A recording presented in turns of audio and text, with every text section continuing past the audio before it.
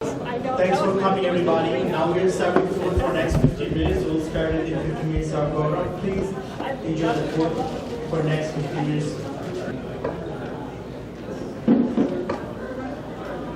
Hello. Hello. My name is Marlinga, and I'm going to be speaking in a little bit. But while you are in line for food, there's a young woman with us, a very bright, talented, great leader, Aisha Farooqi, and I would like for her to come up because she has another appointment. She has to be somewhere else. But I'm going out of my way to be nice to her because she has accompanied me to various mosques, and we worship together. She means a lot in terms of her public service, her ideals. And she's been so very good to me that I just wanted to take this opportunity to let her speak so that she can make her next appointment. Aisha Farooqi. Hey. Thank you, Judge Marlinga. That was so kind of you. Judge Marlinga is one of the kindest people I've ever met, so I hope you guys will consider supporting him on November 5th. He will do great things for our state and our country. So my name is Assalamu Alaikum. My name is Aisha Farooqi. I'm running for state representative in District 57. This includes Western Sterling Heights, Eastern Troy, Precinct 7, and Madison Heights.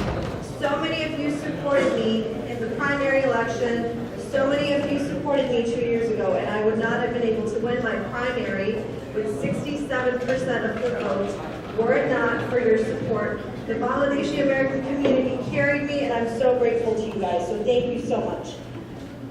So, we have a general election coming up on November 5th. I believe we have a very good chance at flipping this seat. This is a seat that I was down by 2 points in July of this year. Now, with things having changed with respect to the top of the ticket, I have a really good shot at winning this. But I cannot do it without your support.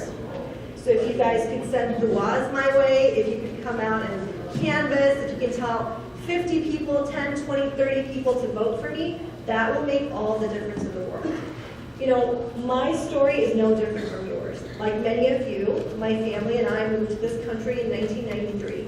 My mom earned a scholarship to study at the University of Detroit Mercy. And my parents had every intention of returning back home, but we stayed because my parents believed that my sister and I would be provided with opportunities in America that no other nation could offer.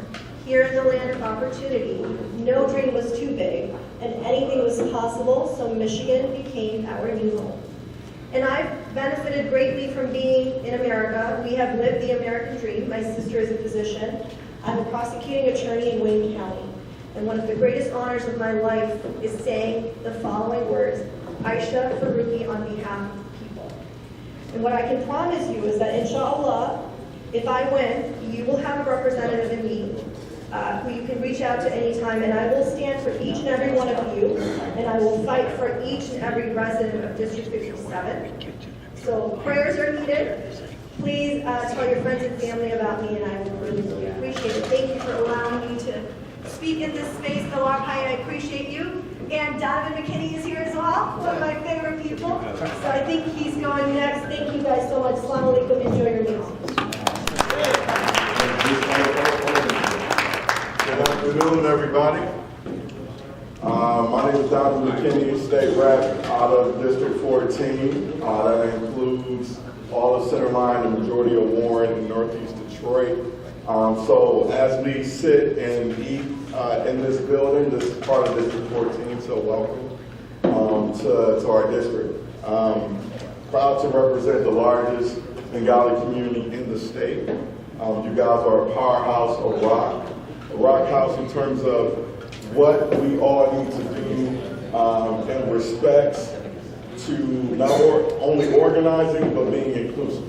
So I just want to give you guys, please give yourselves a round of applause for just being here. Because at the end of the day, we can't do with the work we do without your support.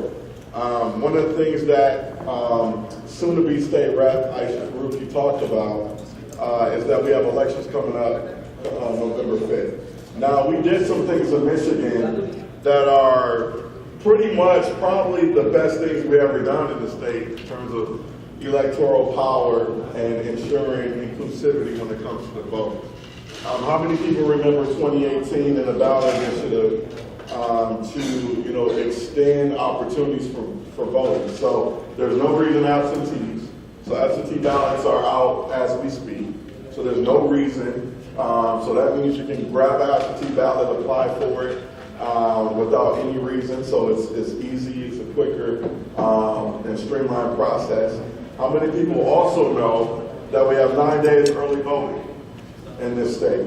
So that's 2 weekends ahead of November 5th that you can vote, which means there is no excuse. Also, you can still register to vote on election day, all the way up to and on election day, and still be able to vote. How many people do that?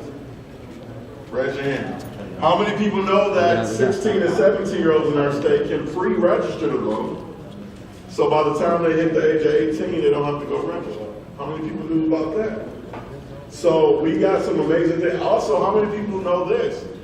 That in our state, and I've talked to a lot of people who have criminal records and who are now home and formerly incarcerated, there's still people who believe to this day in this state that they can't vote because they're a felon. And that's not true. Not true at all. Now, some states that might be the case, but here in Michigan, you can vote. You can even vote, and soon-to-be Congressman Marlinga can attest to this. You can even vote while you're waiting trial, so you can vote while you're in jail. And guess what? I have something unique in my district. I have a holding facility in the city of Detroit. It used to be the old Mound and used to be the old Mound and Ryan Correctional Facility. Right down the street from Persian High School, which is between Nevada and 7 Mile on Ryan Road, so about 10 minutes away from here, 10-minute drive. And I've been literally in that facility registering people to vote and telling them that they have that right to cast that ballot. Because guess what? There's no ballot left unturned. We have to ensure that we get this vote out. How many people know we have 19 seats right now in the State House that are up for grabs? They can go either way. They can go blue, it can go red. And right now, this is 40 years in the making. We have, first time in 40 years, a Democratic majority in the State House and the State Senate. We have a governor that's Democratic. We have a Supreme Court that's Democratic. We have an AG that's Democratic. Secretary of State that's Democratic. Hello. All blue. But guess what? The State House is up for grabs right now with that 1-seat majority. And out of those 19 seats that are up for grabs, guess how many of each of these seats are going to be decided by? Less than 500 votes. So when somebody tells you that your vote doesn't matter, tell them that's a dang old lie. Because every single vote, every single person, and their voices need to be heard.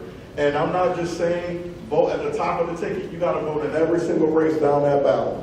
And then you got to flip that ballot over and vote for nonpartisan section. For our judicial candidates, for our school board candidates, for everybody that's nonpartisan, because guess what? We have something called straight party ticket voting in this state. You can click, you can check that box, circle that oval, and it only votes for the Democratic, the partisan candidates, but it leaves off our nonpartisan candidates. And guess what the drop-off rate is just from partisan and nonpartisan? And 2022's election. It was over 1 million people drop off across the state. Over 1 million folks did not flip that ballot over and voted for their nonpartisan section. So I plead to you guys, vote, or make sure you vote the entire ballot, and make sure you vote Democrat, because at the end of the day, we have the voices that's going to best serve you, and we have the plan and the agenda that's going to put not only more money in your pocket, but that's going to expand access, language access. It's going to break down those barriers and ensuring that everybody in this room have a quality of life that everyone deserves. So I'm going to leave it off there because I feel like I'm talking too dang on much. But again, my name is Donavan Mckinney. I'm running for state rep in District 11, your current state rep in District 14. I'm proud to be able to serve you guys in Lansing. If you need anything, please reach out to our office. But thank you so much for being here. Give yourselves a round of applause, and God bless.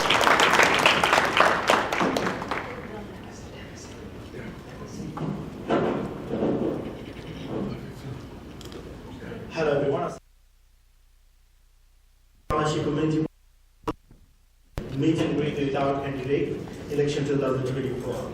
I'm Javed Khan, your host this evening. Now let's welcome our host, Delor Ratzer, a dedicated community worker and organizer for Children Athletics Group with the passion of empowering young athletics. He has been instrumental and created opportunity for our young youths, both on and off the field. In addition to Delor Ratzer also served as a planning commissioner for City of Warren, where he plays a virtual roles to shaping our community and developing, ensuring that our faculties meets the needs for all residents. Please join me in welcoming Delor Ratzer.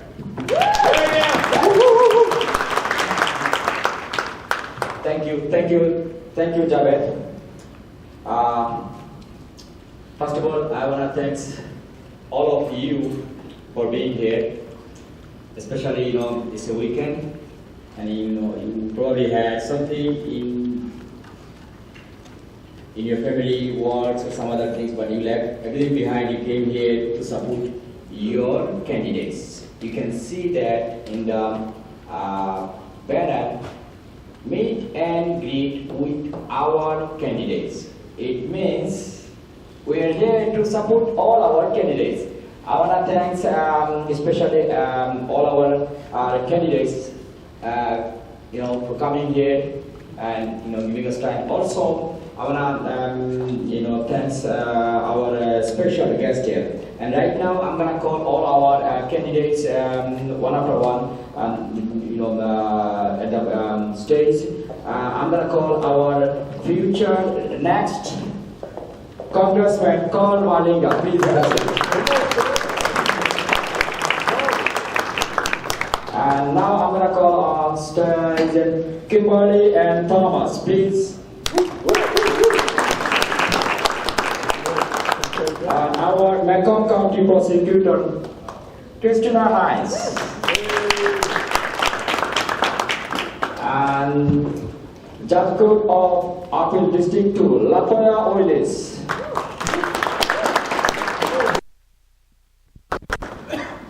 Our County Commissioner, Michael Howard. Also, our State Representative District 57, Aisha Farooqi. Our State Representative who just spoke, Donavan Mckinney. Also, at the same time, I'm going to call our special guest from our community, Stephanie Chang. She is not here.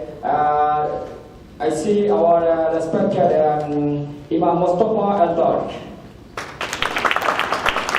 I see our another respected from our community, Imam Abdul Latif Ajam. Please.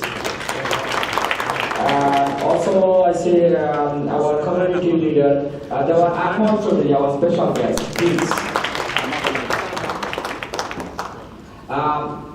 Thank you all.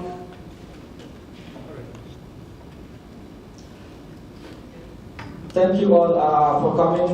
And at this moment, I'm gonna hand over my microphone to Marlinga. Marlinga. Thank you so much. Assalamu alaikum. Thank you, Dal. Let me just start off by saying you're going to hear from amazing candidates, and we'll talk a lot about issues. But at the outset, I just want to give you a thank you for what this community has personally done for me and meant for me. During the summertime, I was lucky to go to a number of picnics. And I very much enjoyed the picnics, but I want to thank you for welcoming me, for all of the selfies, for all of the great food, for all of the good fellowship. But beyond that type of fun in the summertime, I also want to let you know that I was very honored, as I mentioned earlier, with Aisha Farooqi, to be present to speak to many of you at a mosque or in other settings like a Mubarak dinner to break the fast during Ramadan, excuse me. And I want to tell you, in terms of my own personal experience, how grateful I am to see people of faith exercising their faith.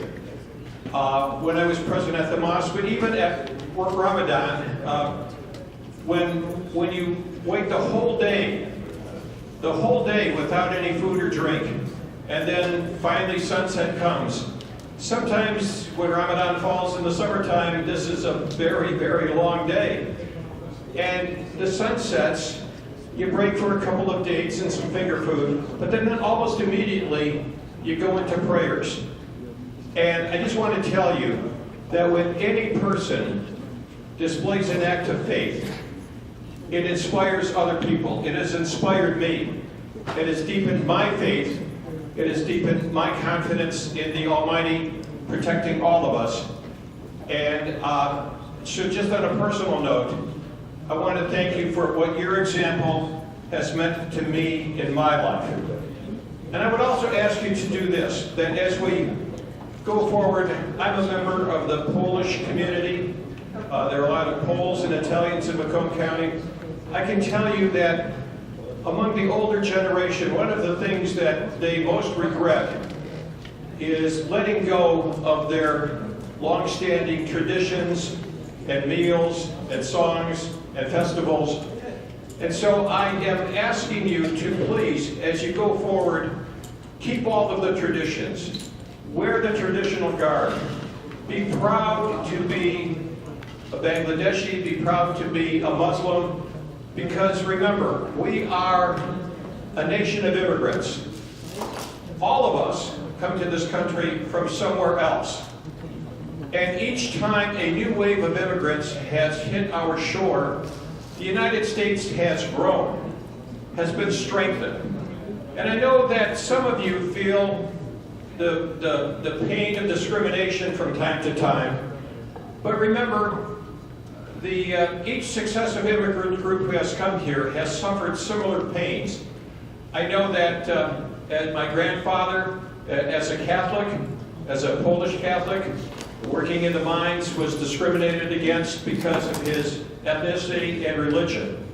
But here we are now, about 100 years later, and you look around, a Catholic is the President of the United States. 7 out of 9 Supreme Court justices are Catholic. And so a group that was bitterly discriminated against has come into American society and come into its own. And 30, 40, 50 years from now, perhaps a majority of Muslims will be on the U.S. Supreme Court. Perhaps we will have a Muslim in the White House. It's just all part of the American experience. And I remember when I was a kid, people talked about the United States as being a melting pot where cultures melt together and kind of like become indistinguishable as one. I don't think that's a good goal to shoot for. I don't think that's a good analogy. I like to think about the United States as a woven basket, that when the first few strands are woven together, it's pretty, it's strong. But as other immigrant groups come in, the texture, the color, the nature of the strands that are woven in the basket become more diverse. And with it, the basket becomes stronger, and it also becomes more beautiful. And that's the way that I look at the United States as a nation of immigrants. Let's all work together as one, but let's not forego and forget the traditions, the religions, the experiences that brought us here. So be proud of your ethnic and religious heritage. The United States needs you. It makes the United States stronger. And I want to thank you for making sure that as we go into the future, you, your families, and your children remember the traditions and remember why it is good to be an American, because we all join together in one strong union. Now, in return, I want to make a couple of pledges to you. I, in the Congress, will work hard on immigration reform to keep families together. I will work hard to make sure that the Medicaid waiting period is not the ungodly 5 years so that people can get health care. I will work hard to make sure that there's federal funds to allow clinics, neighborhood clinics, so that people who are waiting for Medicaid can still get good health care. I will make sure that there are good health care services, thank you, that there are good daycare services so that people can go to work and make sure that their children are well cared for. And I will make sure also that we have the type of economy where if you want a job, you can have a job, you can be upwardly mobile, you can make sure that you can take care of yourselves and your family. These are the promises that I, as your representative, will make to you, but I also make this other very solemn promise. I will always come back to you.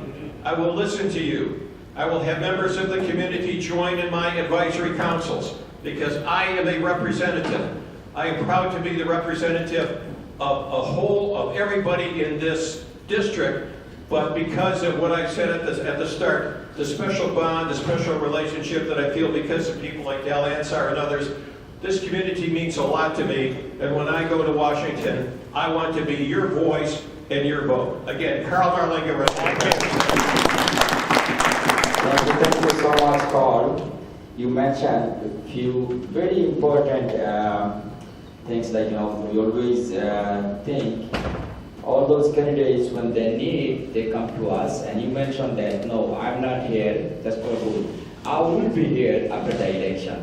And that's what we really want to hear from candidates, that yes, we need those kind of candidates, who's coming for the good time, and also after the election, they will be with the community. Right now, I'm going to call one of our organizers, Muhibul Hassan. It's not just me, as Carl mentioned that there were answers. No. We have 25 people. We have 25 people, organizing this event. They all put their hard work together to organize this organization. So I'm going to call one of our organizers, Muhibul Hassan, and please come on stage and have a few words. And if you have any concern, of course you can.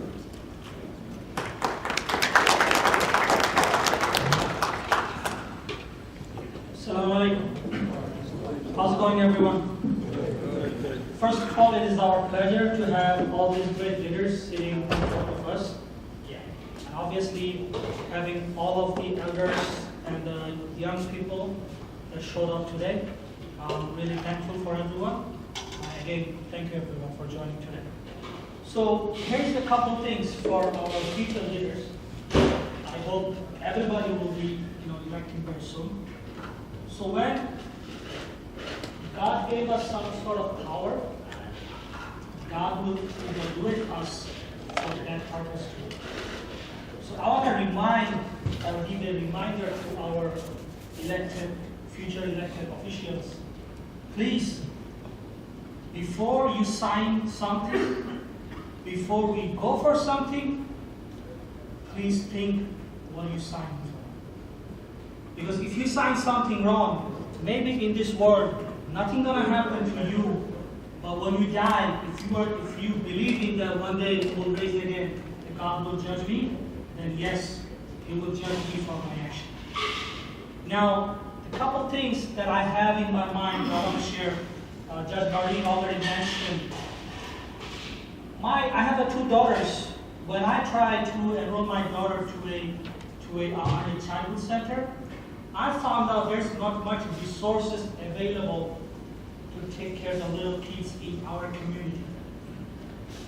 That's the first thing, which you already mentioned. The second thing, our schools. Well, my kids go to a local school here. The study they provide them, I don't feel good when I see they giving the tablets or stuff like that to my 7-year-old daughter. I want more study hands-on, not blah blah blah on the computer. We gotta think about all this stuff. How we can reform, if not reform, then how we can add more stuff for our kids so that they can be a real kid. I personally, I'm a immigrant family. I'm the first generation of my family. I finished my bachelor in IT. I did IT job for many, many years. But I saw our kids not are that competitive enough to joining a company and do their job properly. the HR or the big CEO, they bring people from other country when my kids or my brothers or my sisters not competent enough to do a job beside other people. Well, no offense to anyone, but what we are doing for our kids.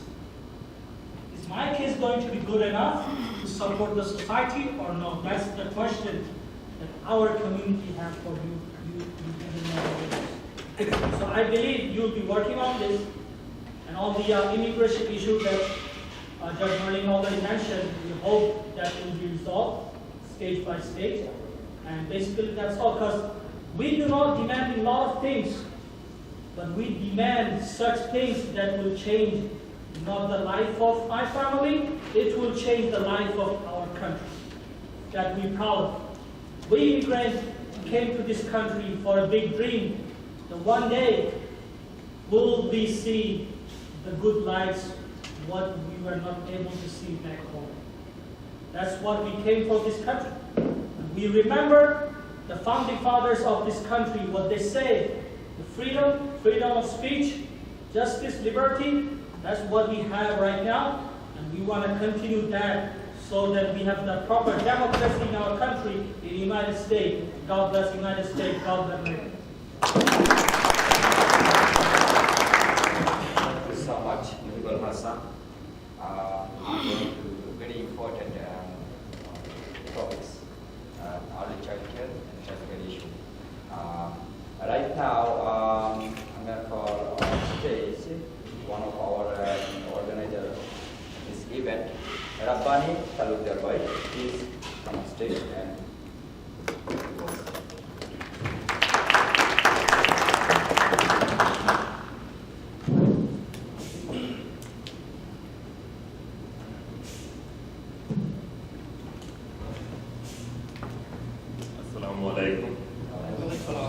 First of all, thank you very much for the opportunity to speak before the distinguished guests and the honorable community members in Michigan.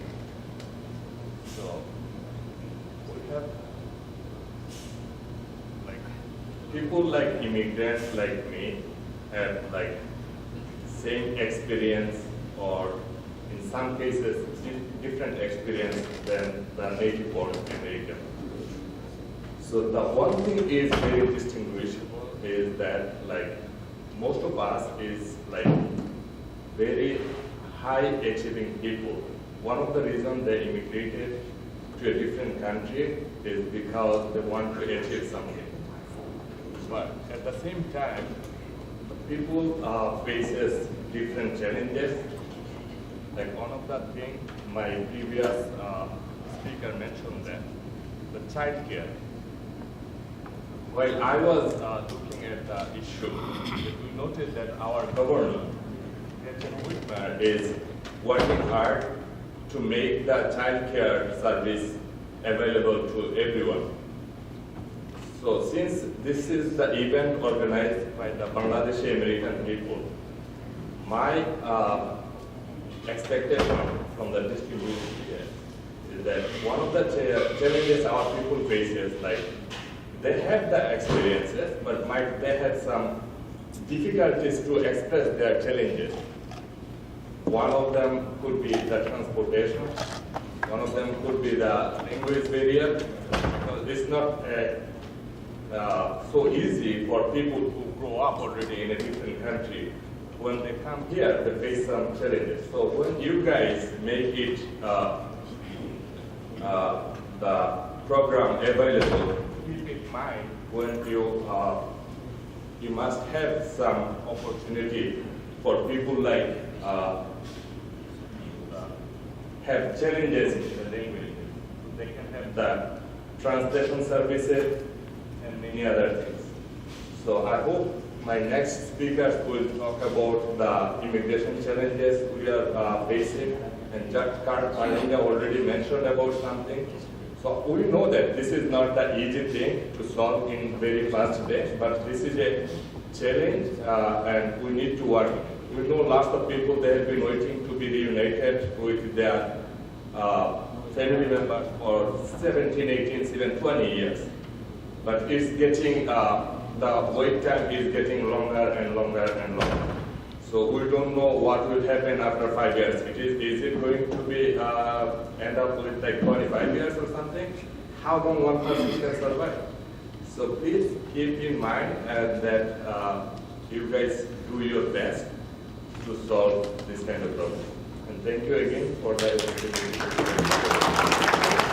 Thank you so much, Khalil. We don't have that much time, so I will request all of you guys, please initiate speaking in 2 minutes. So our next person I'm calling on stage is Shamim Ahmad. Shamim Ahmad, he is one of the organizers of this event.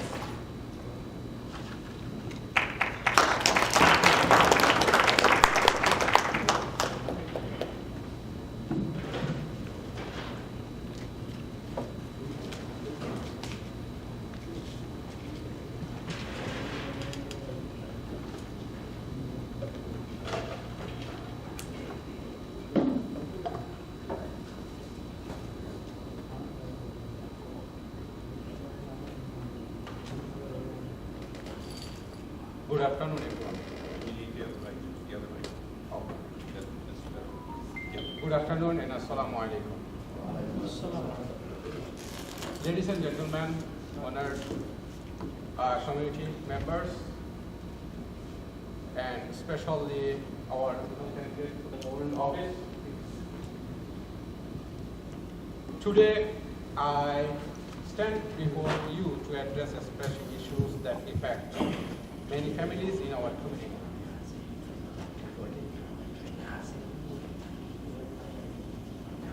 The need for Medicaid coverage to extend it for non-citizen immigrants. This is not just a matter of policy, it is a matter of humanity, equality, and public justice. Mic is not working. Okay, proceed on.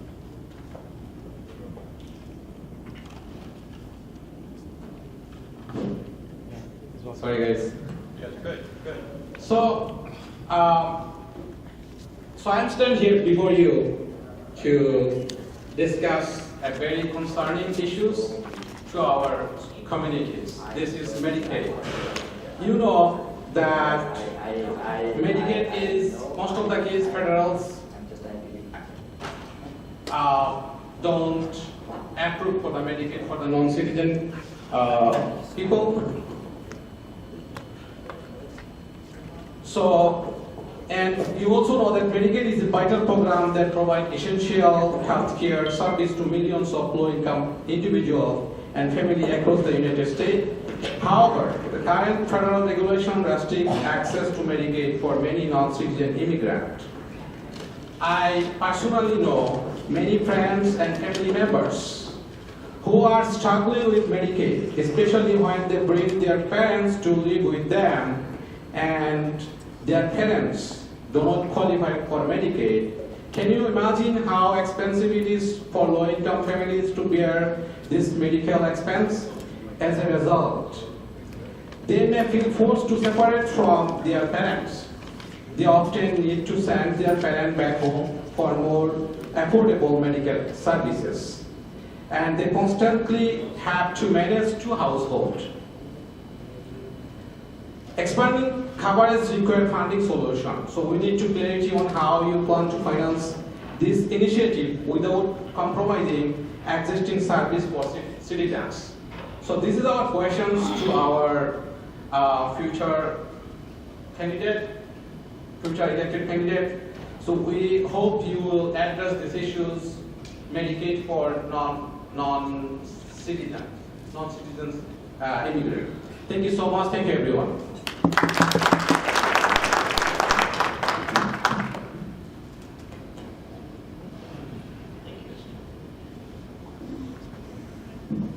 Thank you. Hello, everybody. Now we are also taking another question from our organizer, Kazi Abad Ahmed.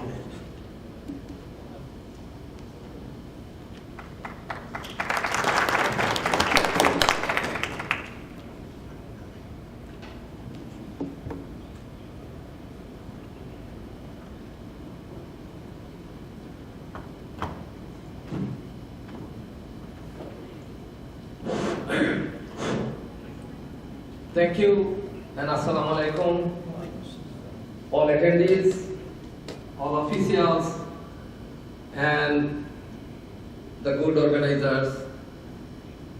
Today, we are here for something what everybody knows ourselves, but still, if you have anything in your mind or if you want to do anything collectively, you have to have arrange some meeting or some kind of conference or meet and greet, such kind of meeting. Anyway, I have short time, only 2 minutes. The topics I have is very, very important, especially all of us. I hope in this room, we all are immigrants. Maybe some of first generation, second or third generation, whatever we came from or we born here. So our main root and main origin, we are immigrant, and this country is for immigrant country, and that's why the election coming November 5th, we are confused. Our community is confused. I am really frustrated today that I see we don't have enough people, but I don't want to mind about that. But from here, the present, how many people we are here, not the number of people, we are the quality of people that I believe from our community is present here today. Yes. So, for instance, my topics, the immigrant, I am talking about immigrant is a very frustrated issue. If I talk, I can talk at least an hour. Think about that. I am Bengali, but believe me, if I talk, I can talk about an hour because my family is immigrated suddenly after 17 years. We are very lucky, but doesn't mean that whoever intending to immigrate, that our upcoming president, they have a plan, big plan, he has to be cancel or he has to be revoked our immigration policy. No, we don't want to do that. So for that reason, we must everybody encourage our community. Then we have to go the vote and we have to go support Democrat. And we have to make win Kamala Harris. Okay. There is the immigration issue. The main problem is the backlog issue. So we know the backlog start from since like when Trump here for his term. But in the meantime, when the Democrat came, gradually they eliminated and going like our ratio is higher. But in the meantime, we have bad luck. The COVID is coming. If I'm not wrong, I am saying like that. I see the prediction. So for that reason, again, backlog is going higher. But my question is that what kind of backlog in America is now? I have some example. That the first example, then USCIS. This is the first thing when we apply for any of the site. This is the first thing. One is USCIS. Second is employment authorization document. Third, immigration code. Fourth, NBC. Fifth, family-based visa, and etc. etc. But there is, what can we do? We have something, what I have in my mind, what I see from some studies, then there is, we can have some way to reduce the backlog immigration cases, such as I can give some example right now. Then number one, expediting the cases. Number two, improving the technology. Number three, improving internal central time and technology. Number four, accelerating technological transformation. Number five, wave COVID situation. So I cannot say any much about that. Whatever I have, I just share with guys. and we think we are immigrant and we stand for immigrant. We came from middle class family and most of the people are middle class. Keep in mind, we can vote for Democrat and as well as Kamala Harris. Thank you everyone again. Thank you so much, Kaji. But right now, I'm going to call on stage Shahidul Islam. Shahidul Islam.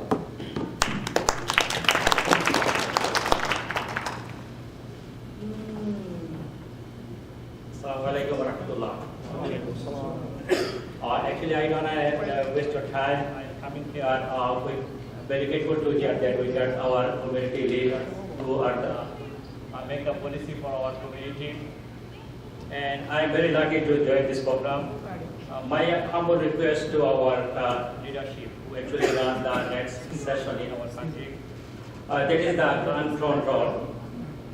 Gun safety is just a major concern in our country. We are the superpower country in the world. United States is a big country. But it's very shame for us that we cannot control our children's lives. People are sending their children in the school.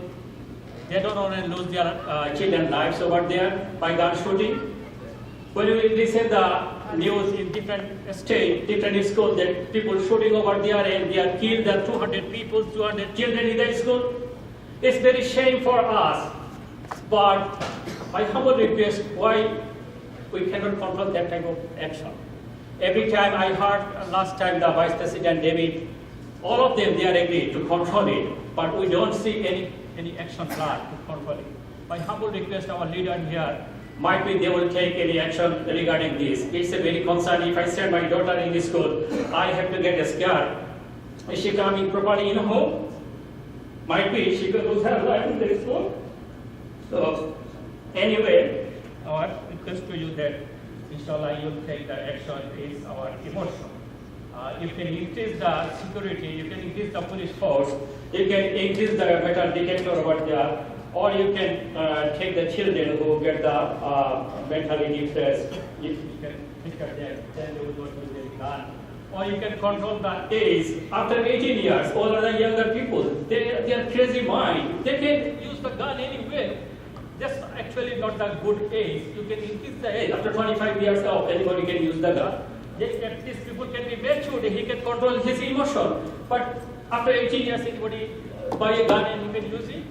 So this is my humble request. That's our whole community, all society people concerned that you will control the gun, at least in school, that we can get the safe environment in our school. Thank you.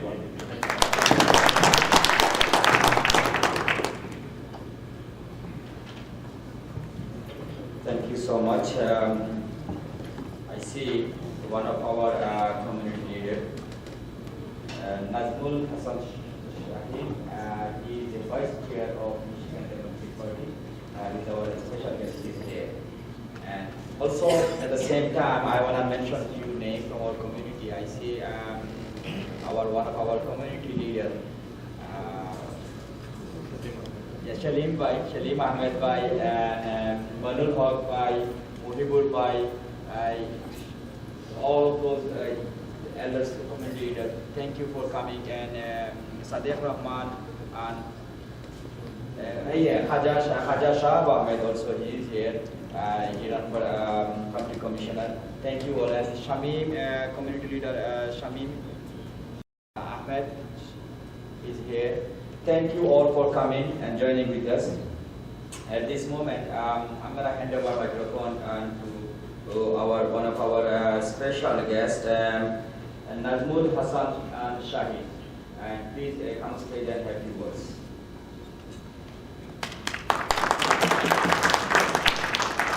Thank you so much. Donavan sir, appreciate you for calling me and giving me this opportunity to talk. Are you all fired up? Yeah! Are you? Yes! We don't want to see another 2022 election where we lose to a radical right-wing John James. Only 1,600 votes. That's right. No. You can imagine, with all of your support, we can put and send Judge Karl Marlinga to the United States Congress. And you can imagine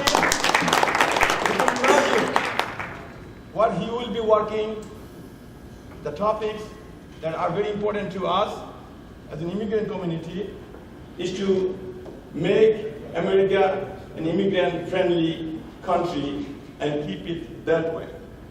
And you can understand Project 2025, very dangerous plan that right-wing Republican has.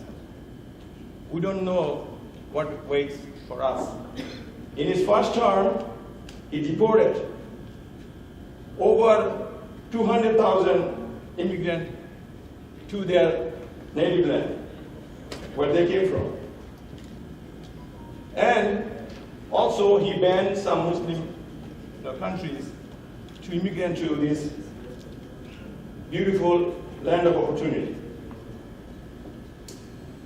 You can imagine what a second term of Trump will look like in terms of healthcare. He doesn't have a plan. He does not have a plan. You have watched both the debate, one with President Biden and one with Vice President Kamala. He could not say a word about his plan for healthcare. He says that they have a pilot plan, but he could not say what his plan is. Imagine that over 33 million people who gets the Medicare privilege will be pushed to advantage care or personal choice, private choice. Imagine he's going to stop all the social program that we have. Over 40 million people will lose their access to food assistance. Can you imagine that? Do you want to see that? Of course not. I don't want to see that. When it comes to climate control, you know that he doesn't believe that climate change. He has a dedicated agenda when it comes to climate control. And we understand what is happening across the world, across the globe, and we need to have a comprehensive plan for climate control. When it comes to Supreme Court, you can imagine in his first term, he put all the radical judges in the Supreme Court. And he will have another 4 years to make a change in the Supreme Court by putting 2 more judges, I think. They're Judge Thomas and Justice Alito. Both of them are pretty much, they're pretty old, and that can be replaced with these radical young judges. You can imagine the Supreme Court writes the law of the land. You can imagine the Congress, the Senate only makes law, but they interpret the law. So you can imagine 4 years of term, another 4 year term, how it is going to be defined the United States of America. I don't think we can afford to have another term of President Trump. With this, we as the Bangladeshi American Democratic Caucus, along with the Bangladeshi American community, that today we have endorsed Kamala Harris for president. We have endorsed Marlinga for U.S. Congress. Thank you. Welcome. And all the candidates that you can see want to make sure next 30 days we work on all these candidates.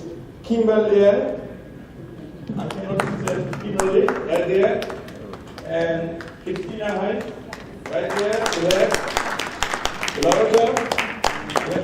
You're right here. We have Saima, Khalil. She was here. I saw her right in the back. And we have Michael Howard, right here. We have Aisha Farooqi. And we have Donavan. Okay. And Mckinney here, right? Okay, Mckinney is there also. So, my friend, we cannot take it for granted. we cannot take it for granted. And if we think that we're going to win because we are 4% ahead in Michigan, we cannot take it for granted. Also, I want to make sure that we also vote for Aisha Slotkin for United States Senate. It is very important. The U.S. Senate is more powerful than Congress and the President because all the appointments are passed through the U.S. Senate. We cannot lose that, majority of the Senate and majority of the Congress.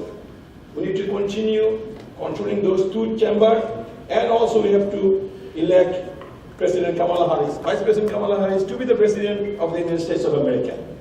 So with this, I would like to take this moment and thank you all for coming and showing up. You are mostly connected with the people, your neighbor, your friends, your relatives, those you know. Please make a call. Please go and talk to them. Please ask them in the worship places such as mosque and schools and any places, public places that you meet, the grocery store, the restaurants, whoever you meet, whoever you talk to, please make this point that we cannot afford to have another 4-year of President Trump.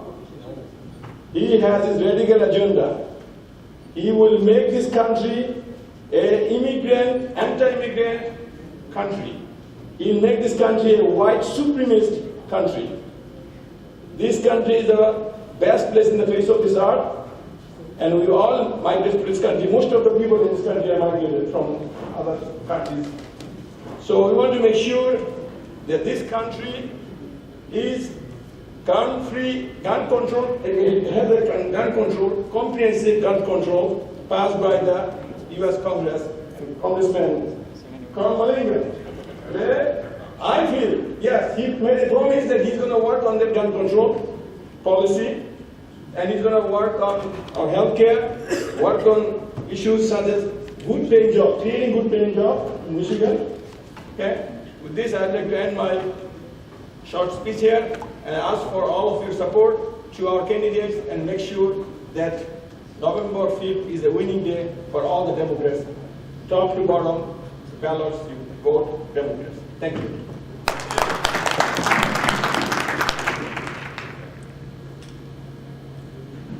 Thank you. Let's welcome our special guest from the community, Imam Mustafa Alkar, Imam Ayunamas.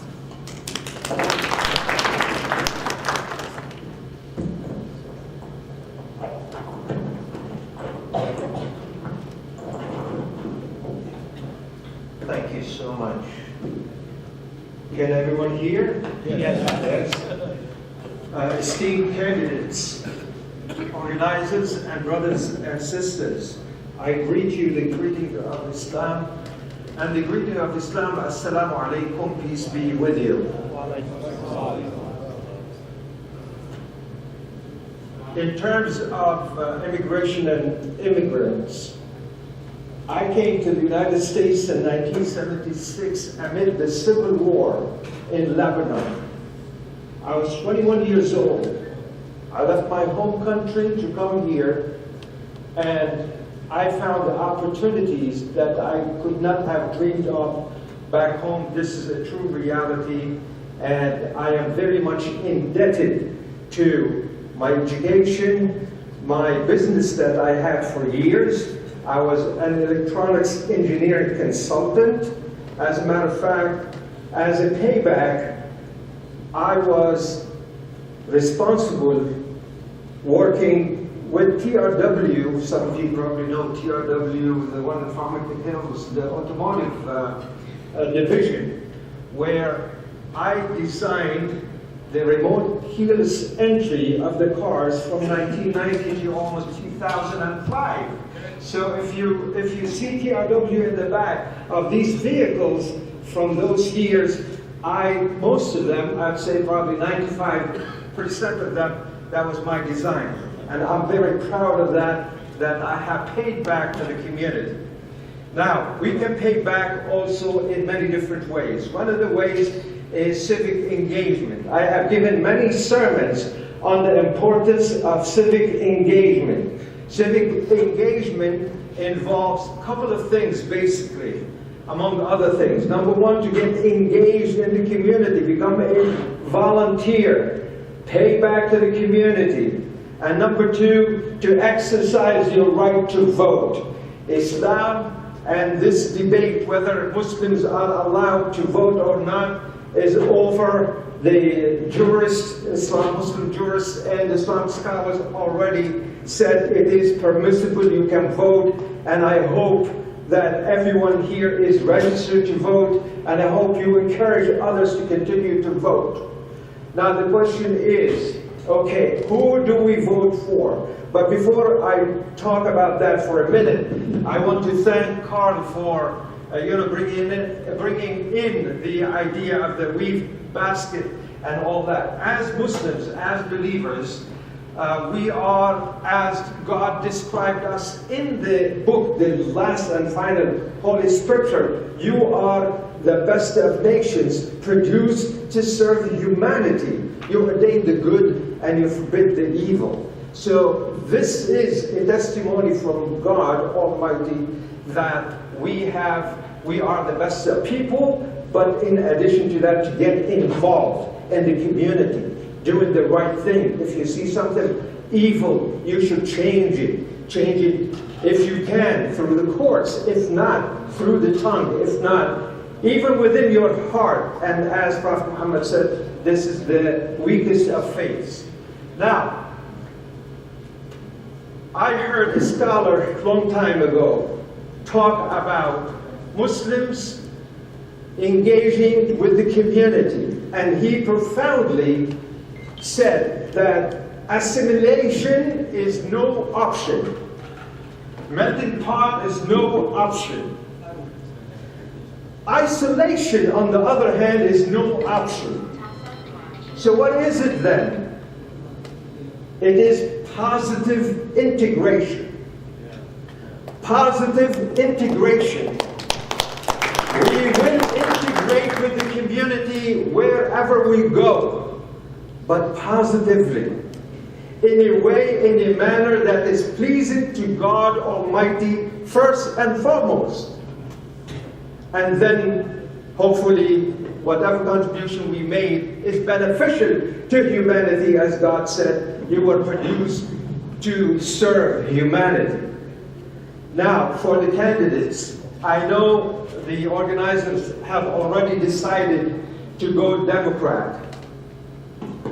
I personally, and I'm talking from my own personal capacity, I cannot and will not for somebody.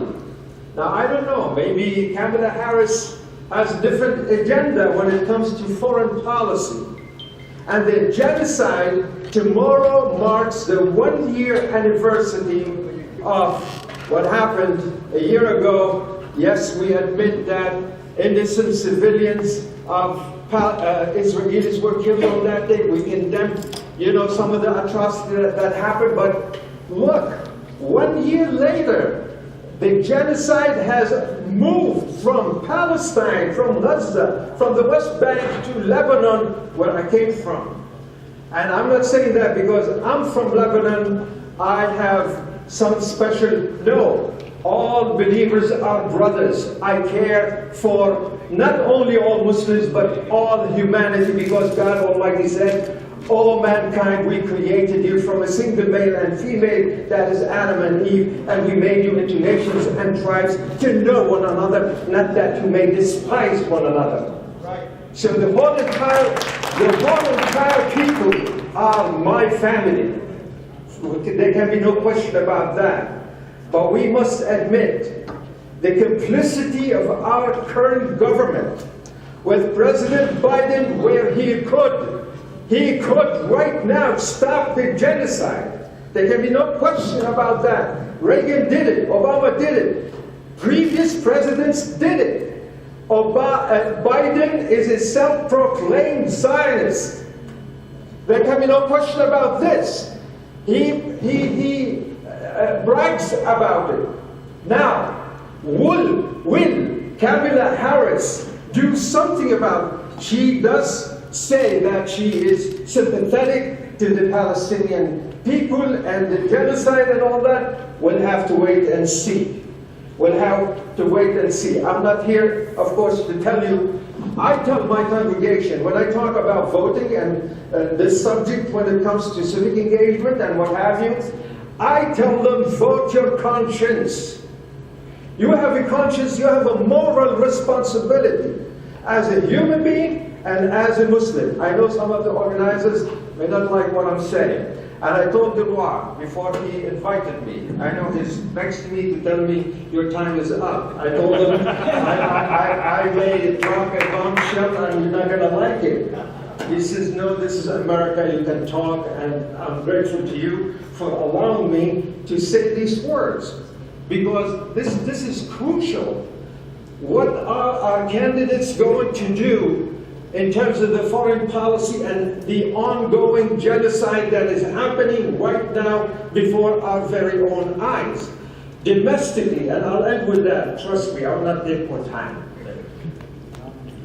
Domestically, I, as a religious leader, I get more than 1,000 congregants on my in my mosque and learning center. By the way, we had our own share, Carl, of discrimination. If you remember back in 2006, when they stopped us from coming into Warren. We're the first mosque of Warren, as a matter of fact. And thank God, we have more than 13 mosques now in the guests. So we've gone a long way. Now, domestically, okay, we as religious leaders and religious people, okay, now we don't, I don't want to say we don't care, but we do respect people's private lives. They can do whatever they want to do in their private lives. It's a God-given right. They want to be homosexuals, they can be homosexuals. They want to be whatever they want to be, they can be whatever they want to worship the stone, they can worship the stone. This is a God-given right to all people for all time to come. But when there's an agenda to promote such, whatever it may be, that is contrary to our religious beliefs, then we have a problem with that. What I'm saying is, what are our candidates going to do to stop the institutionalizing of transgenderism and homosexuality and the LGBTQ in the schools, in the public libraries, which is affecting my grandchildren, your children, and your grandchildren, which is opposed to our beliefs. Right. Like I said, in their private lives, they can do whatever they want. But in the public, we have an issue with that. So I hope that the candidates can do something about this. And I will end with this. Thank you so much for inviting me, and I hope you're okay. We're still friends, Delaware.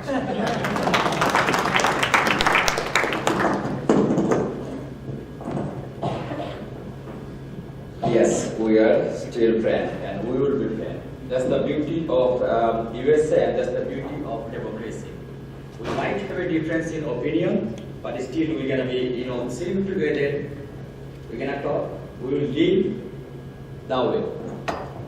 So that's what I believe, and that's the beauty of democracy. And right now, I know our Imam Mustafa Al-Tal brought up a few issues. And so at this moment, I'm going to call on stage Adiba Tasneem. Is she, the student of Wayne State University? Please. Is clearer than ever. In this election, we are tasked with a critical decision. We must choose a leader who will guide our country for the next 4 years. And that leader must reflect the values and that make America stronger. We need someone who prioritizes us, the American people. Someone who upholds our freedom, our dignity, and our collective future. Let's not forget that what we have already witnessed. On January 6th, we saw an attack on the very foundation of our democracy, incited by a man who once held the highest office in the land. That was a dark day, and a day we cannot afford to let repeat. We need a president who respects our democratic institutions, not someone who tears them down for personal gains. We've also heard threats of the largest deportation in our nation's history. Let's be clear, this isn't who we are as Americans. This country was built by immigrants, and its strength lies in our diversity. Kamala Harris understands that. As the daughter of an immigrant, she embodies the American dream. She knows firsthand the challenges that immigrants face and the opportunities this country can provide. Her story is our story, the story of millions of Americans who came here in search of a better life. Kamala Harris and Tim Walz represent leadership that is compassionate, inclusive, and forward-thinking. They understand that America's greatness doesn't lie in building walls, but in building bridges. Bridges of opportunities, justice, and unity. They're committed to protecting our rights, expanding our health care, addressing the climate change, and investing in education and infrastructure. They believe in a future where every American, regardless of race, gender, or background, has a fair shot at success. So when you go to the polls this November, remember what's at stake. This isn't just about politics. It's about our future, our values, and the kind of country we want to leave for the next generation.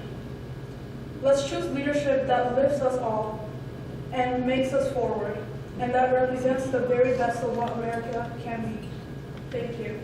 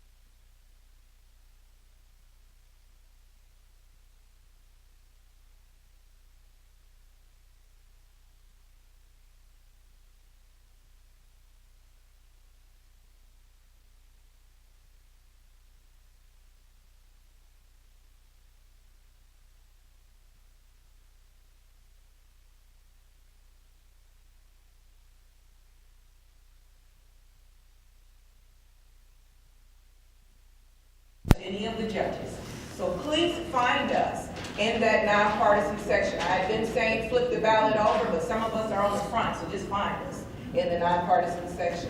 Thank you so very much for the opportunity. I'm so sorry to have to rush out, but thank you. Thank you, Ms. Nathalie, for giving your important speech. And remember, she called us family, so make sure you vote. All right. Now we are welcoming our special guest from the organizer group, Dilor Akmal-Chaudhry, community leader.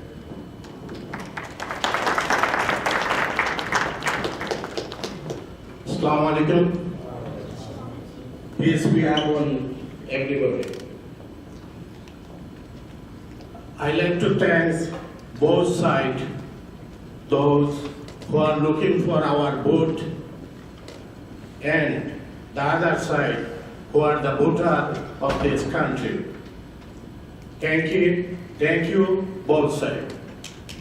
I just like to say one word. Please promise both sides we will do our part.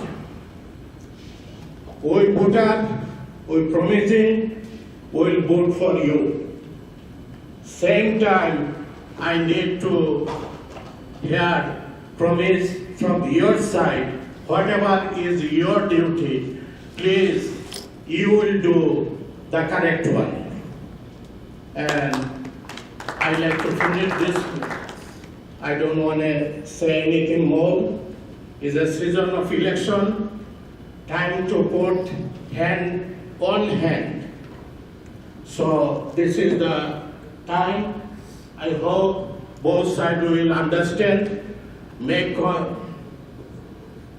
committed, we will do our side, and hopefully we can see after election you are doing your side. That's the way America will be strong again. God bless America. God bless Michigan. God bless all Democrats from top to bottom.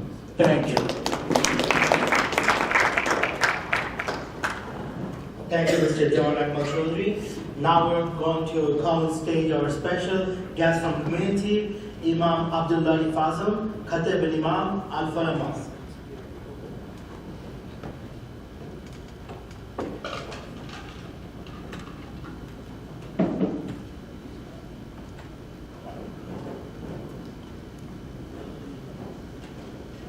Assalamu alaikum wa rahmatullahi wa barakatuh.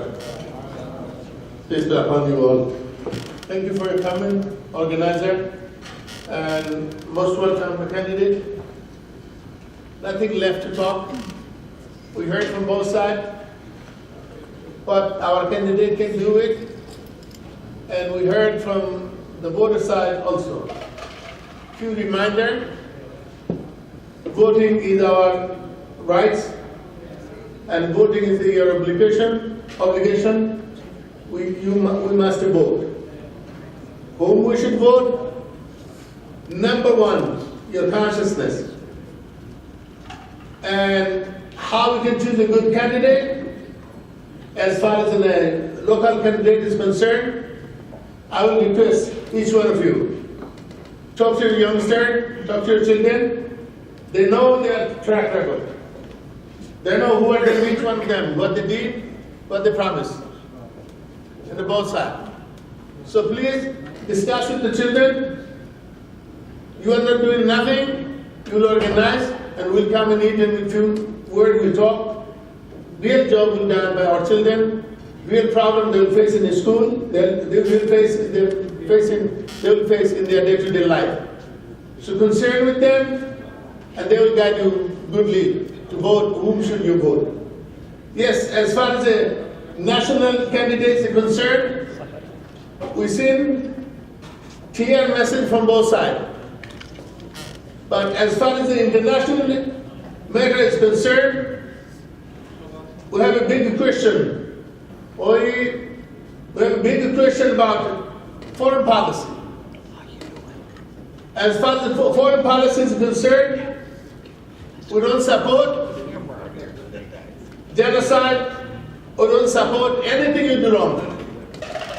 Because As you are immigrant, I'm an immigrant, all of us immigrants, we have a back home somebody. You don't allow me to kill your relative in the back home. Nor I will allow you to kill my relative over there. I want it to be just for yourself and for us all. So, world is open, news in your hand, you keep open your eyes, and you learn. Think about who's going to do what capacity they had when they are talking, what magnitude of their words, what wording they're using, and how much they can implement. These are the things I will request to everybody. And thank you for coming. Thank you for organizing. Thank you for candidate for your promise. And I will fulfill our promise. We will vote. We'll vote for you as you promised. Anyone will vote as you promised. And I wish good for everybody. Thank you very much.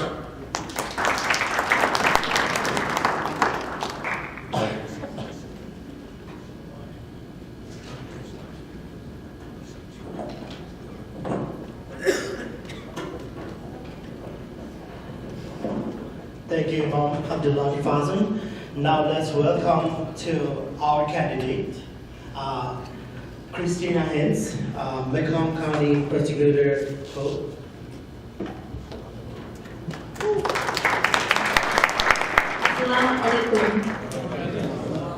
Thank you so much for letting me be a part of this group today. I grew up here in Warren. I remember when the first mosque came to Warren, and in fact, that was one of the reasons why I got into politics, because I remember after 2001, after September 11th, I remember the negative feelings from so many people and the negative things that were said to our community right here in Warren.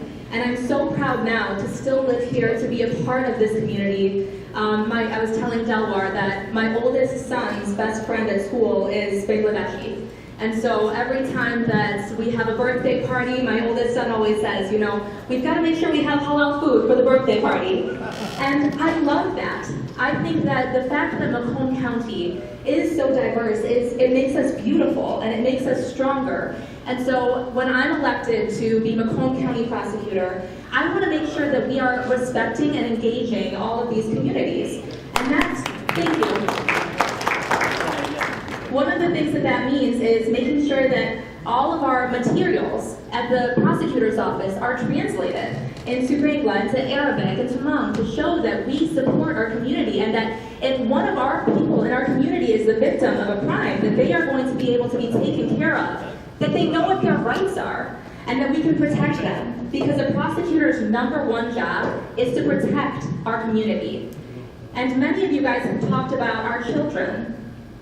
I have 3 children, and I feel the same type of terror when I drop my children off at school as many of you do. We do have to make sure that we are holding people that have firearms and that are using them illegally accountable. We need to make sure that our children are not on tablets and screens all the time, because it impacts their mental health and because it's not helping them become the smarter citizens that we need them to be. I believe so strongly our duties, and honestly I believe that one of God's purposes in my life is to make sure that our children have a better life than we did. That our children have the same safety and freedom or more than we did. And right now in America, I'm worried that that's not happening. So I am running because I want to make sure that all of us are respected, are safe, and that our children, all of our children, are able to be safe and grow up in this amazing country with the freedoms that they deserve. So thank you so much for your support. I hope I will earn your vote. Please share my materials with your family and friends. God bless you. Thank you. Thank you so much, Christina Hines. I see our Senator Stephanie Chang is here, one of our special guests. Welcome, Stephanie, to this downstairs. And also, I'm going to call a few of our community leaders, I want to recognize them. Soyod Raja, please. Thank you for coming, and I want to come on stage, please. I see our ex-councilman from city of Rajramik, Naim Chaudhary. Thank you for coming and please come over here. And also I see Shalim Ahmed Bhai, please come on stage, please. Please, Shalim Bhai. Saima. I see Ejaul Chaudhary, Kukon Chaudhary, one of our community leaders, Kukon Chaudhary, and Mamoon Khan. Thank you. Mamoon Khan is not just a community, he is also one of the organizers of this event. Thank you for all of those things. Manoj Haq, thank you for doing all of those things. And at this moment, we're going to call one of our commissioner, future commissioner from District 13, from District 12. Michael Howard is one of my good friends. We fought together for few issues in city of Warren, and we worked together. And now he is going to be our next county commissioner from District 12. Please.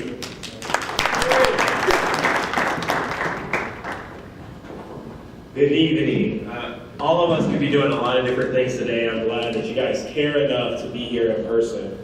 As I said, and Delmar spoke, we've known each other for quite some time. We've marched and protested together. We've advocated in the walls of government here and keeping that voice going. One of the things I think about is Khaja Ahmed, when I learned that he was from New York. How many of you guys have been to the state of New York?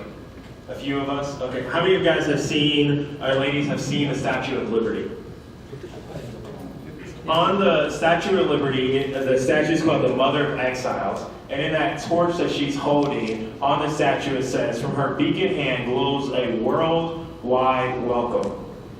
Later on it says, "Keep ancient lands stored up in your palm." She cries with silent lips, "Give me your tired, give me your poor, give me your huddled masses yearning to breathe free. The wretched reviews of your teeming shores send the homeless to me as I lift my lamp beside a golden door."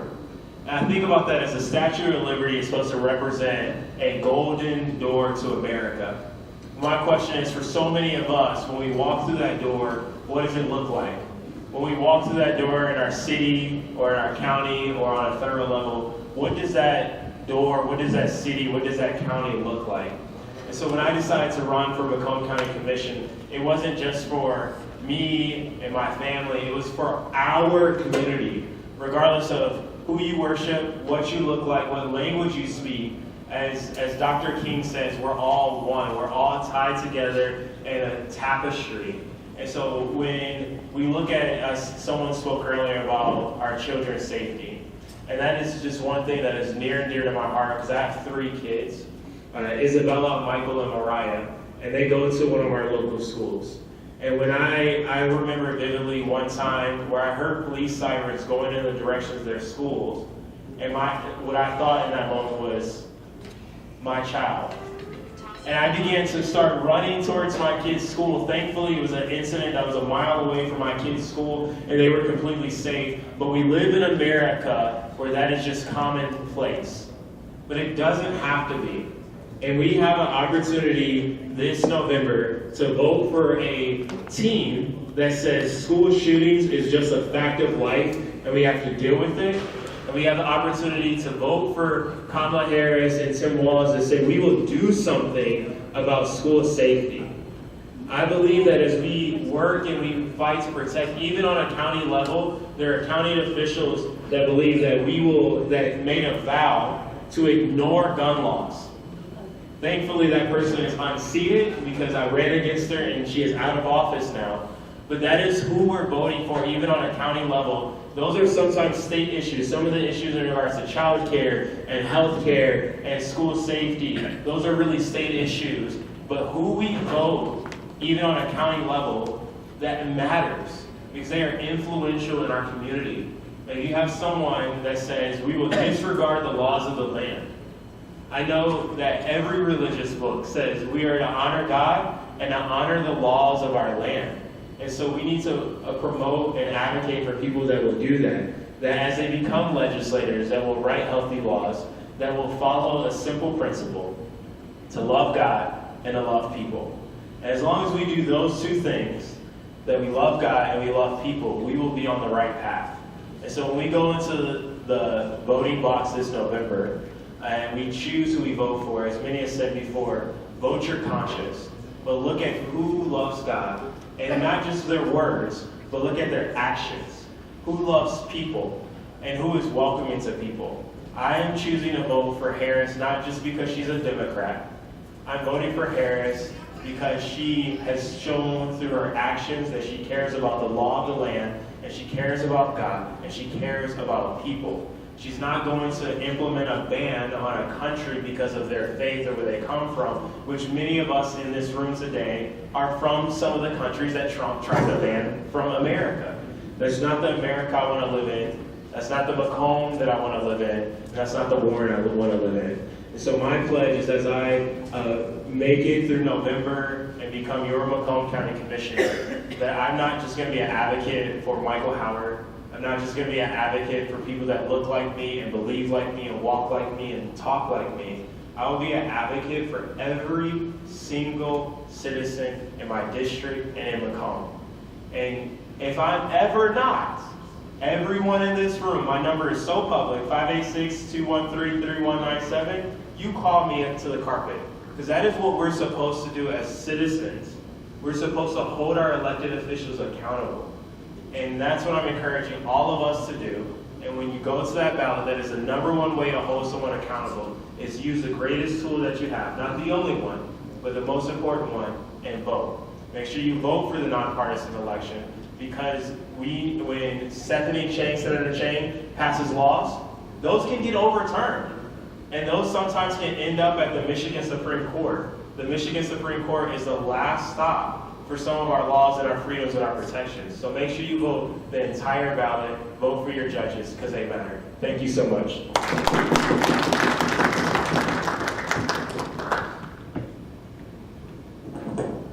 Thank you, Mr. Michael Howard, for your important words. Now let's welcome our candidate, Ms. Kimberly M. Thomas, Michigan Supreme Court Justice. Good afternoon. Thank you so much for having me. And I really appreciate hearing from you and listening to you about what's important and what is dear to your heart in the race this year. So thank you so much for sharing. My name is Kimberly Ann Thomas, and I'm running for the Michigan Supreme Court. As was just mentioned, it's the highest court in Michigan, so it's the last word on our state laws, our state constitution. And so the court applies and interprets the law across the state.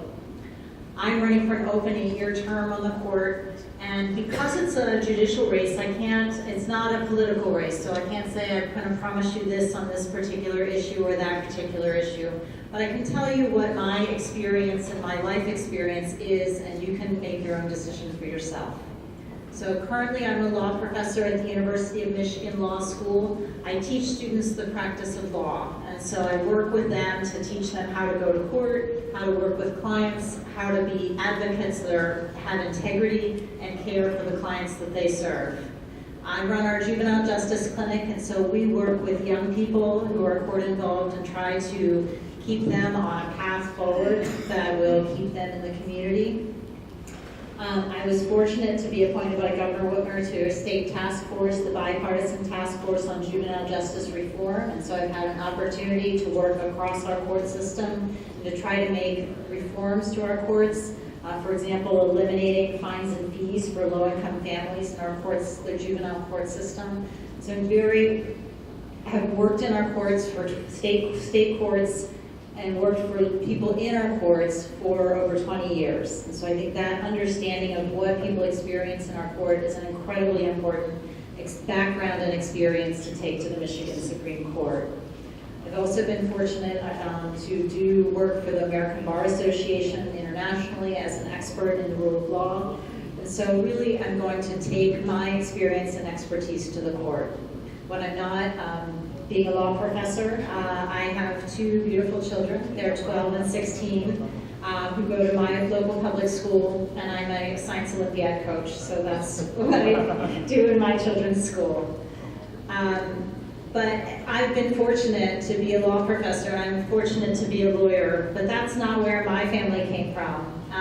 My family originally, my grandfather dropped out of school to work in the coal mines.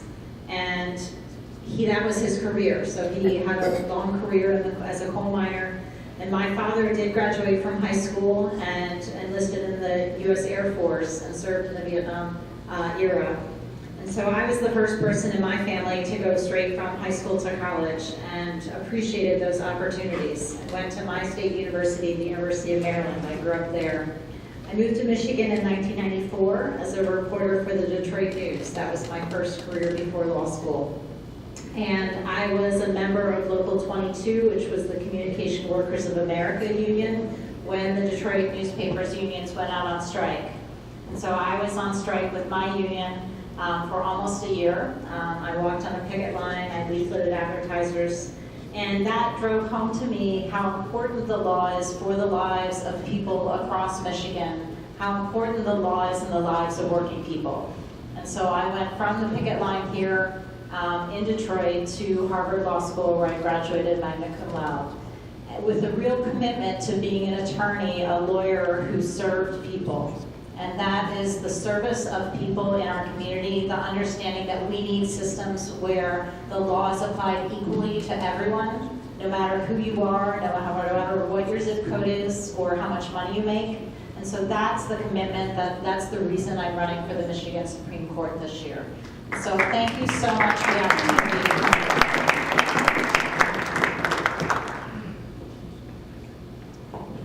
Thank you, Ms. Kimberly and Thomas. Now we are welcoming Rehman, our community workers. She is representing My Young, the state representative, District 13. Rehman.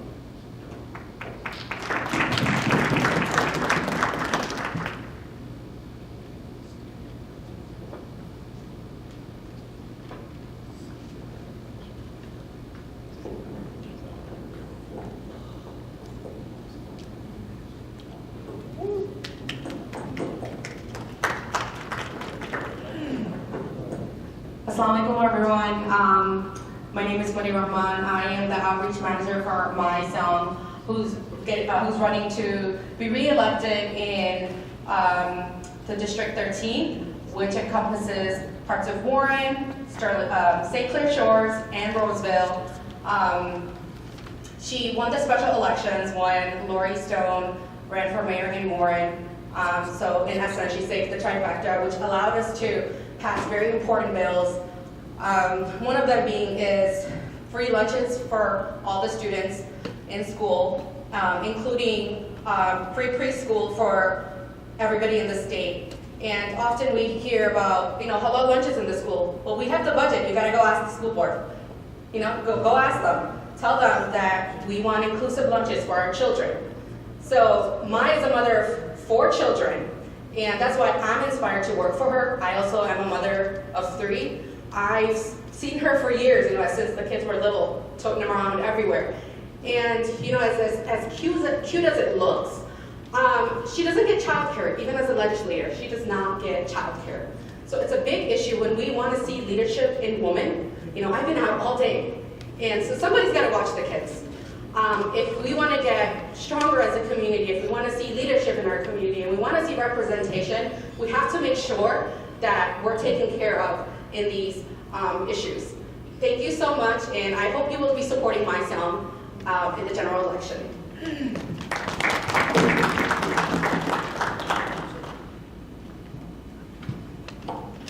Thank you so much, Rehman. Now we're going to call on stage, already she's here, our State Senator, Stephanie Cheng. Stephanie Cheng, I want to have a few words for Stephanie Cheng. She is always with our community. She has supported our recent issue. You probably know that what happened in Bangladesh. She has supported us. Anything comes, for our Bangladeshi community, she is there for us.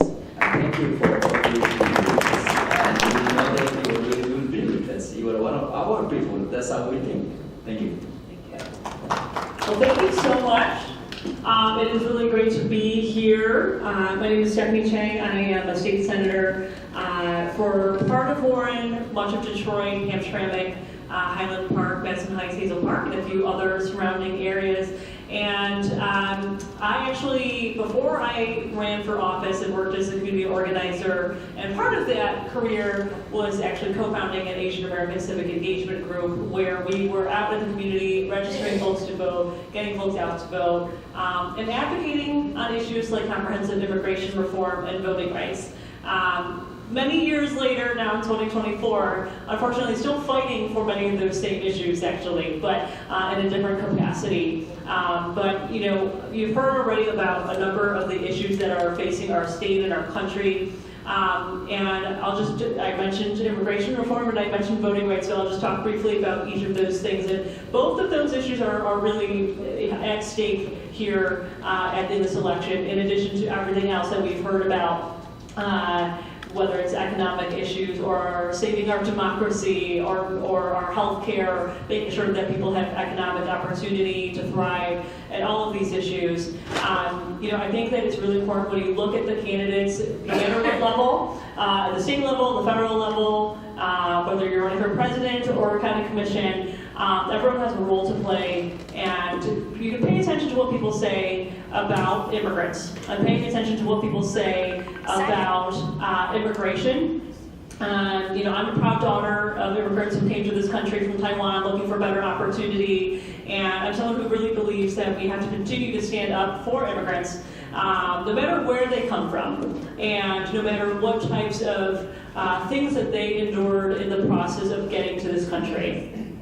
We know that that it is not easy to start a life in a new country where you don't know anyone, right? And so we know very clearly that there are candidates who will demonize immigrants, who will talk about, literally spread lies about immigrants, and we have others who will stand up for immigrants. The person I'm voting for President Kamala Harris is someone who has literally her entire career stood up for dreamers and stood up for immigrants, and she is a donor of immigrants, and so I think it's really important to remember that. When it comes to voting rights in the state legislature, we have actually made a lot of progress with actually expanding voting access, making sure that people have access to the ballot. 9 days of early voting, all of these things are really, really important. But we know that voting rights are continually actually under attack at the federal level as well as in other states. And so it's really important to elect candidates who are going to make sure to, one, uphold our democracy and follow the will of the voters, first of all. But second of all, also make sure that they are candidates who are going to uphold our voting rights, to make sure that every single person has access to the ballot. And so we know that there's a very clear contrast when it comes to many candidates in terms of that issue as well. So we are 30 days away from the election. I am not on the ballot, but I have been working hard every day to support folks to make sure that we're getting good candidates elected, because this is really, truly the most important election of our lifetime. And so I think it's really important that every single person that's here talks to your neighbors, talks to your family members, make sure that every person, no matter if they're 18 to 70 or 80, that every single person is getting registered to vote, and that they know how to vote. Because we have made a number of changes in how we can vote. We now have actually 9 days of early voting. So if you especially have someone in your family who maybe doesn't speak English as well or doesn't read English as well, use those 9 days of early voting to actually go with them, take some time to figure out who is it that they want to vote for, and also the ballot initiatives. And we also have no reason absentee voting, which means that you can vote from home, take your time to do the research and all of that. And I think it's really, really important, especially for folks who maybe are voting for the first time, or maybe where English is not as familiar. So I think that the Bangladeshi American community has been just so strong and is growing, and this is a really important year that we continue to have our Bangladeshi American community show up to the polls and get everyone out to vote. Thank you.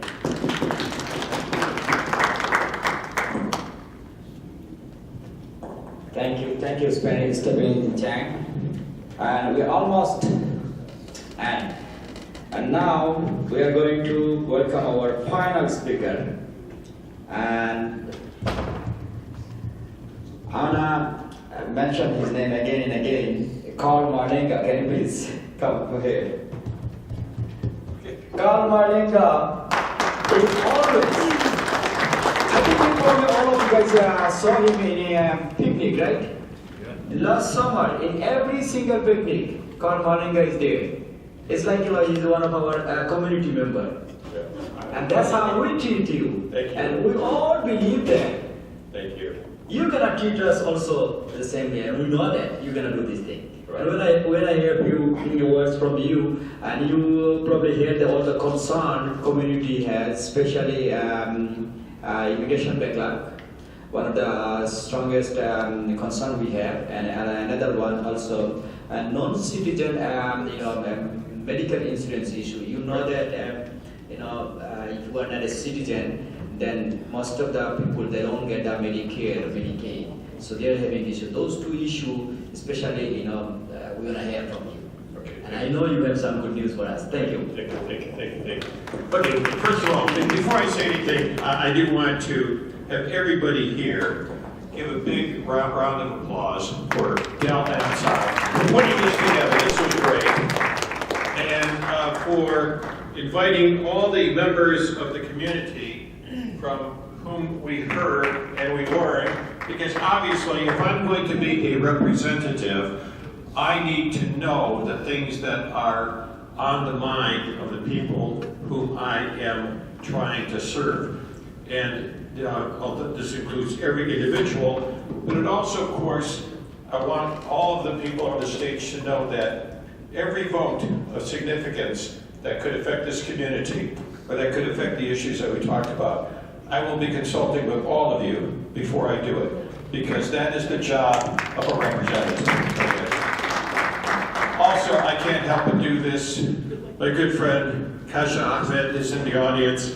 He's a wonderful man, a great leader, and I just want a round of applause for Kasha.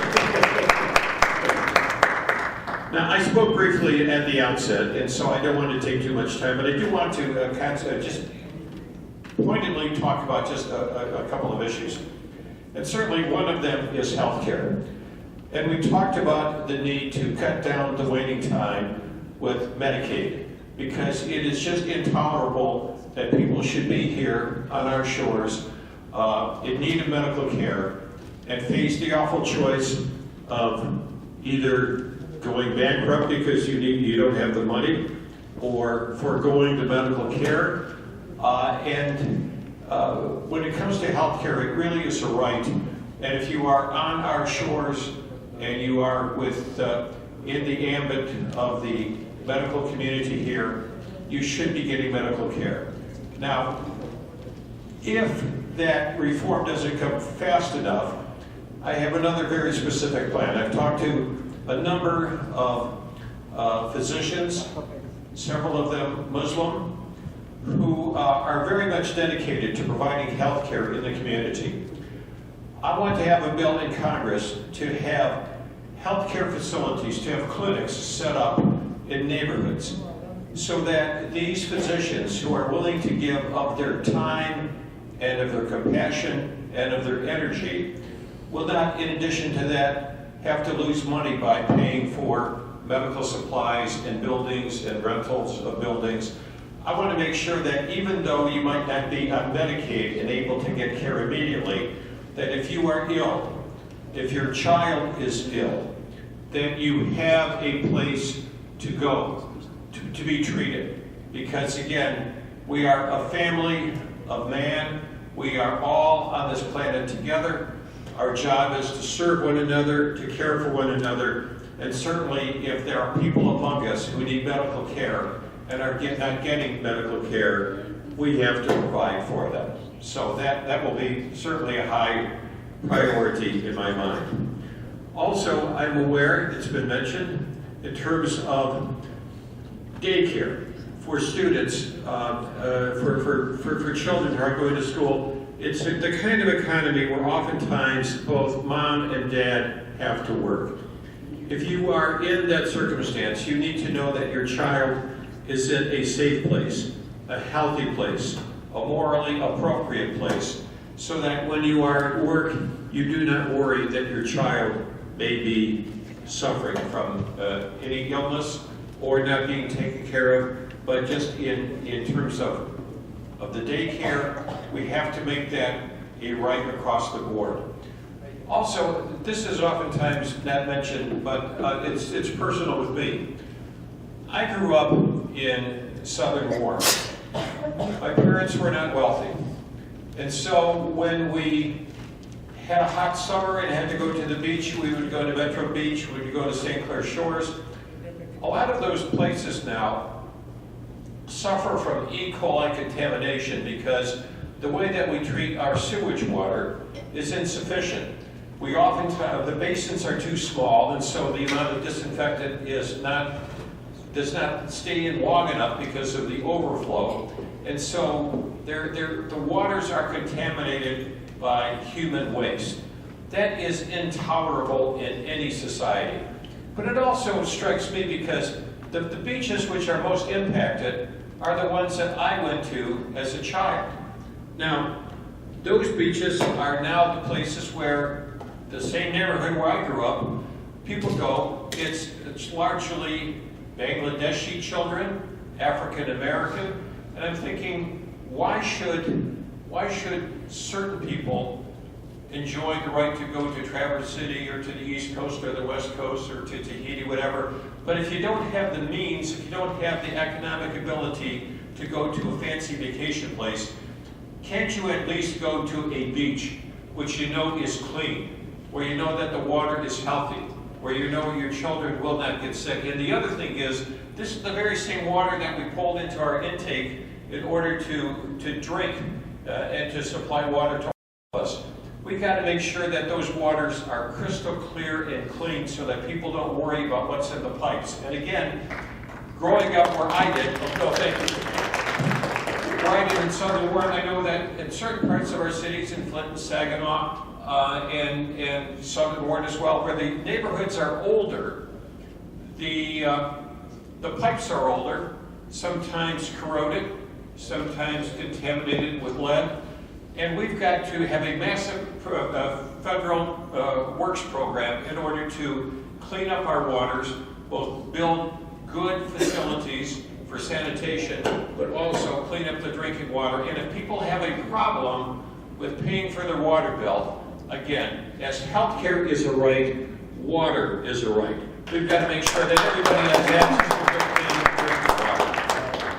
And in the end, because I spoke at the beginning, I'm speaking at the end, I will just say this. I am gratified that so many of the community leaders spoke. And again, I thank Dal for bringing this collection of ideas and idealism together, because just as I said that when I visit a mosque or when I am at a Mubarak dinner and the fast is broken and then again people quickly go to prayer again, as I am inspired in terms of religious faith by that show of devotion, I am likewise inspired and encouraged by the fact that we have a community that is so rich in ideas and is so willing to come forward and talk in a public forum.